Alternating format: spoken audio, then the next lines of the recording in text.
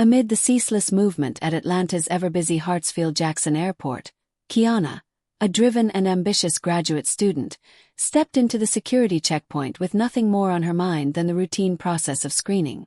Fresh from a conference, she anticipated a smooth transition through the line, her thoughts preoccupied with the insights she had gained.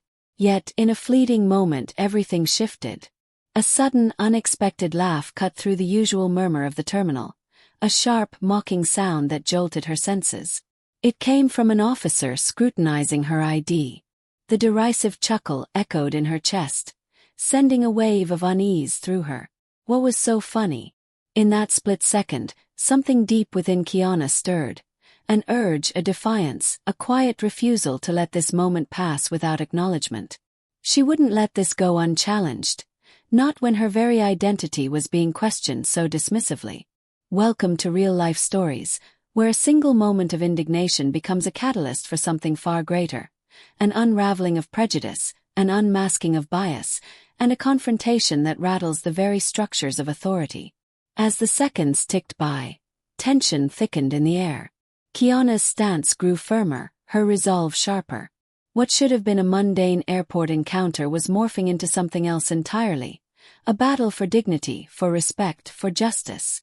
The background noise of anxious passengers, rolling suitcases, and overhead announcements became a distant hum as Kiana locked eyes with the officer. She knew she had a choice: stay silent and allow herself to be belittled, or stand her ground and face whatever may come.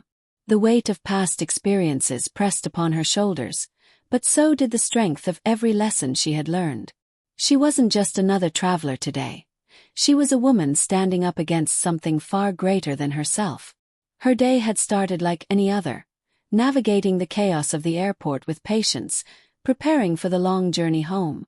But she hadn't anticipated that she would soon be standing at a crossroads that would test her very core. As she handed over her identification, her heart beat with the usual mixture of anticipation and exhaustion. Years of traveling had taught her to expect delays, minor inconveniences, the occasional indifferent glance from security personnel. But nothing had prepared her for the sting of blatant mockery. It started subtly. The way the officer studied her ID a little too long, the way his lips curled upward in an amused smirk. Then, the words that followed sent a shockwave through her system. "This doesn't even look like you," he sneered, his voice dripping with unwarranted condescension. A joke, a misunderstanding, or something far more insidious. Kiana felt her stomach tighten. She had worked too hard, sacrificed too much, to let herself be reduced to a joke.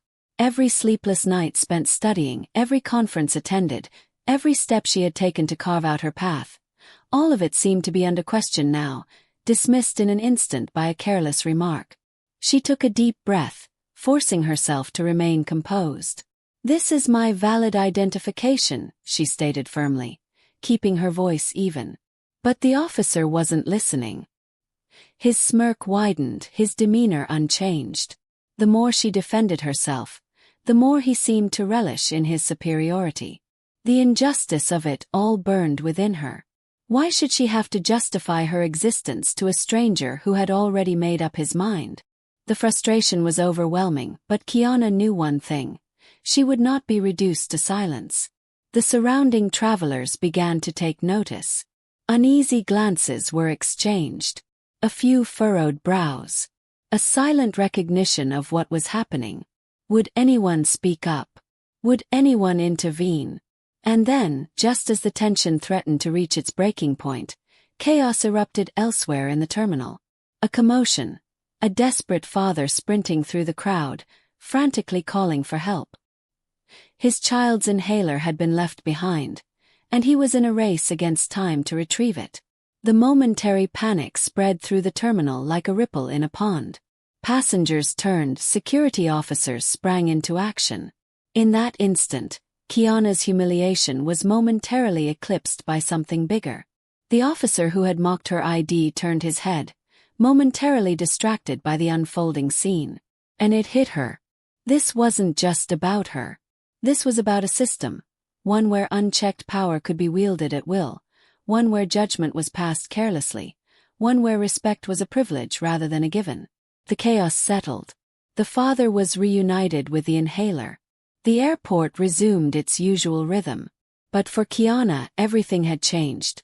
A kinder officer approached her now, their voice softer, their demeanor apologetic.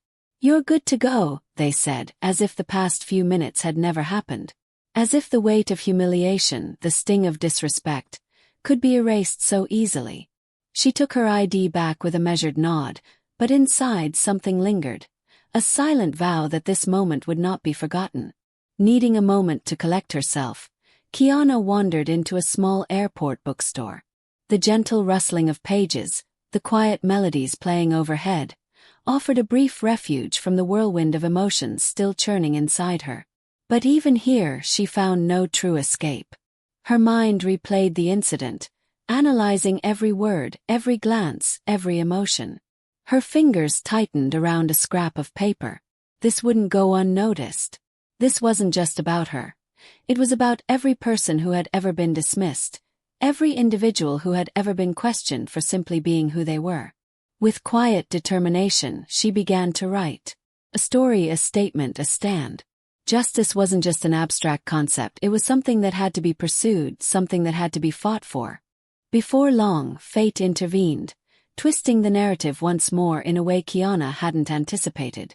Just as she thought her ordeal might end in silent frustration, a uniformed officer approached. His expression was solemn, his tone careful yet authoritative. "Miss, could you come with me?" The request sent a fresh jolt of uncertainty through her. Was this a step toward accountability, or was she being led into yet another situation where she would have to defend her very existence? The invitation was both an opportunity and a risk, offering validation yet exposing her even further. As she followed him down a series of sterile, dimly lit corridors, the hushed murmurs of unseen personnel and the rhythmic click of her own footsteps filled the space. Each step carried a dual weight, hope and apprehension tangled in a silent battle. What awaited her in that room? A resolution. Another humiliation. When she finally entered, the gravity of the setting was unmistakable. The room was stripped of any unnecessary ornamentation, designed solely for serious deliberations. It wasn't just a meeting room, it was a stage set for reckoning. And at its center stood Captain Morris, the highest-ranking officer present. His presence alone commanded attention, but it wasn't his title that caught Kiana off guard. It was the sincerity in his gaze, the quiet but firm remorse that softened his otherwise imposing demeanor. "I want to hear everything," he said, his voice steady but not indifferent. And so she told him. Every excruciating detail, every glance of mockery, every syllable of condescension that had chipped away at her dignity. As she spoke, her emotions swirled, anger, exhaustion, frustration, determination. Yet with every word, she reclaimed a part of herself. Captain Morris listened intently, his brow furrowed, his posture unwavering. When she finished, the room fell into a weighted silence. Then he spoke. "Your experience matters. And it will not be dismissed." The words struck something deep within her.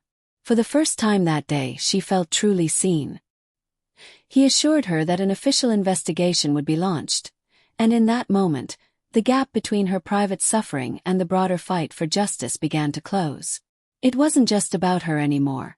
It was about every person who had ever been diminished, every traveler who had ever been judged unfairly. She was no longer just a woman confronting a single instance of bias. She was part of something bigger, something necessary. But before she could fully process this shift, the meeting was interrupted. More commotion, more chaos. And this time, it wasn't her. Outside, raised voices echoed through the corridor. Another passenger, another confrontation. And the very same officer who had demeaned her was now entangled in a fresh altercation. Kiana turned toward the scene unfolding beyond the doorway. Her chest tightened as she watched security personnel rush toward the dispute. The cycle was repeating right before her eyes. And yet, this time something was different. People were watching. People were questioning. The scrutiny that had eluded her moments ago was now bearing down on the situation with unrelenting force. The unchecked power that had seemed so unshakable was now cracking under the weight of its own exposure. For the first time since her own ordeal began, Kiana wasn't just enduring injustice. She was witnessing the start of accountability. The ripple effect had begun.